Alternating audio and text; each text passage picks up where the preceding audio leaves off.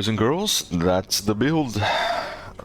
Just did a little boss fight here and tried to just show how the interaction between the poison arrow explosion works, because this build is basically scaling the poison arrow explosion. That's really what it's all about. If you look at the poison arrow explosion, you'll see that it has 800% base damage on the explosion. It's a very hard-hitting tactical nuke, but you have to have fire ground for the poison arrow to explode. So, since you're using flame wall anyway for SRS, you basically have the quick combo of dropping down a flame wall to summon your SRS, and then nuking the front pack with a poison arrow that turns into an exploding arrow. It can basically one-shot blues, and I was just doing Act 2, struggling pretty hard. I was using the arsonists. I saw most people doing minion builds out of the few videos or whatever streams that I was looking at using arsonists. So when I was low level around 6 or 8 or something like that, I was using sniper, but I switched to arsonist to check it out. And I continued using arsonist until the end of Act 2. When I got to Deshar and I had to slog through that juggernaut thing that the enemies have, and then get to the boss, I was struggling to kill the boss. I went back to town. I swapped out arsonists for sniper and went back, and basically I think I did something like 8 poison arrow bombs on the boss and he was dead.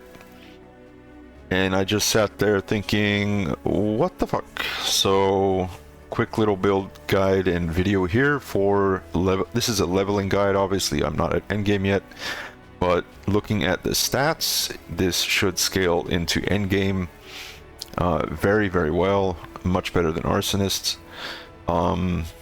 Yeah, so basically, as you see, I'm running around here and I am just flame walling and dropping a poison arrow.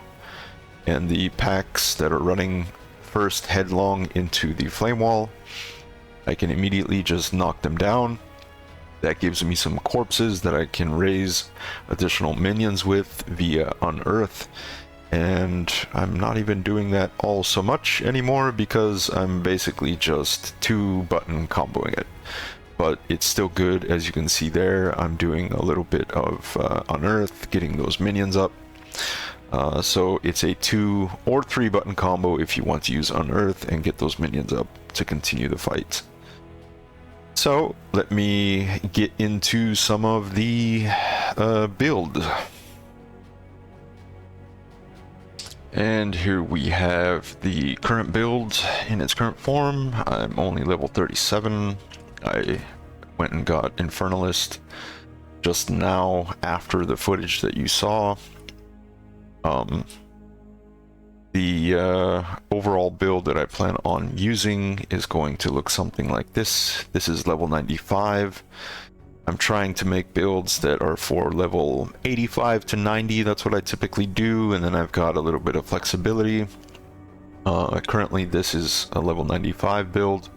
There are some nodes here that are potentially not going to be necessary in this build. For example, double cursing. I don't really like the curse setup in Path of Exile 2, especially for double cursing. It's a short duration curse, and it has a delay, and the AoE is pretty small, so, and I'm not sure if there's any kind of utility skill that can apply curses like we had in Path of Exile 1, so I'm not really sure if double cursing is the way to go, and if that's the case, then this is 5 points that you can take out right here. Potentially you wouldn't even have to travel this way, although these nodes are very nice. This intelligence node pretty much takes care of a lot of your intelligence stat requirements so that you can pump strength with the rest of your stat nodes. So there's a few ins and outs with the skill tree, and this is filling in pretty much all the nodes that I would want, but there are a few options here depending on how endgame looks, and we'll figure that out when we get there. I'm not somebody that likes to rush through. I've been playing all the different classes, trying to see what they're like, enjoying them through Act 1 and 2. I'm in the end of Act 3 now with 2 characters. I'm not one of the people rushing to endgame. Really just trying to enjoy the game, slow pace, check out everything that there is. Reading all the lore and all that kind of stuff too. I always do that when I start Path of Exile leagues and whatnot as well. In any case, that's the scenario with the skill tree. This is where I'm at right now on my character. And as far as gems and gear, I mean, I have a lot of hot garbage for gear. I'm still wearing mostly blues. Had one unique. Found a belt with armor and tried to craft it, turned into garbage. Still wearing horrible gloves because I need the stats on them. If I take them off, I won't have enough intelligence right now in order to have the level of gem that I'm using. So basically, like all of us, I am struggling with gear because the loot is pretty low, but it's something that I actually like, and I think they made a good balance of this. It's actually quite refreshing, not a complaint at all. I think it's actually a great part of the game. I've heard a lot of people complain about loot not being, you know, plentiful enough, and I actually think that GGG did a great job here in reducing a lot of the loot, making basically every item that drops pretty potentially valuable that you might want to craft on, and making it more around that. So I like it the way it is. I hope they don't listen to a lot of the crybabies and that are used to having loot explosions, and they keep it this way because it's actually a refreshing turn of events and it's making you use the crafting and whatnot. But before we get off topic there, let's look at the build. But again, probably this scepter is the best thing that I have. 2 to minion skills, a little bit of spirit, and it's got level 9 skeleton warriors, and that's basically it. A little bit of allies crit and lightning damage. So I don't have a lot of openings right now for supports, and I don't even really know what supports to be using here, because the supports that I've found available at this stage aren't really helping all that much. So with the skeletal sniper, right now I'm just using execute, 40% more damage with the hits against enemies that are on low life. That will also help with the gas arrow explosion. So you can see here on the gas arrow explosion tab, more hit damage versus low life enemies. This explosion is a big hit. It's an explosion. The poison cloud actually says in the text that it acts as a hit, so that might also benefit from that as well, because the poison is applied as if it is a hit when they're entering the cloud. But yeah, we all know that text on gems isn't always the same thing as reality in the game, but that's at least how they worded it. So if it's not working that way, then we can probably count on them making it work that way. But it's working fine for me at the moment.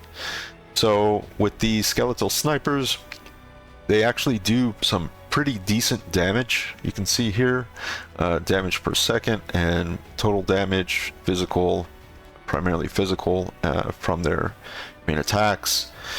And then the poison cloud itself also does a relatively decent amount of damage as well, at 657 compared to damage per second 208 from normal attacks. The poison cloud is doing about 3 times more of that in DPS, and the explosion is doing a whopping 1800 DPS, so that's even tripling the poison cloud DPS more.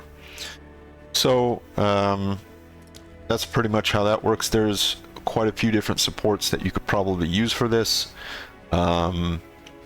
I just went ahead and gave them more attack speed because they do a decent amount of damage when they're normally attacking, and then the 40% more damage with hits against low life enemies, which will help nuke down bosses in the later stage of the fights, which tend to be the harder parts of the fight. So that's why I chose those. Flame Wall is the delivery source for SRS, and that's pretty much all it is. Raging Spirits do a good deal of work, and I'm just putting whatever gems that I can in here, igniting and the Fire Infusion. Pain Offering, I use that once in a while when I can. Flammability, when I can use that. That's also very useful. If you want to do those big nukes, put flammability on them, and then do the exploding gas, because it is a fire. The gas arrow does become a fire explosion. It is all fire damage. And I just went ahead and got Infernalist, I think that's the name of the class. Yeah, Infernalist. And went and got the Hound as well. So that's pretty much it. Went ahead, put Meat Shield, Magnified Effect on the Hound. I'm hoping that Magnified Effect is going to help with the radius. I believe it does. I think it was here somewhere. The radius of the radius, 1.9 meters. Yes, 1.6 meters without it, 1.9 meters with the magnified effect. Yes, so it does work. And that's just the ignite effect surrounding him. So yeah, basically that is the quote-unquote build. I think this is probably the easiest way to level. And yeah, enjoy. If you have any questions, post below. Till then, stay safe, Exiles.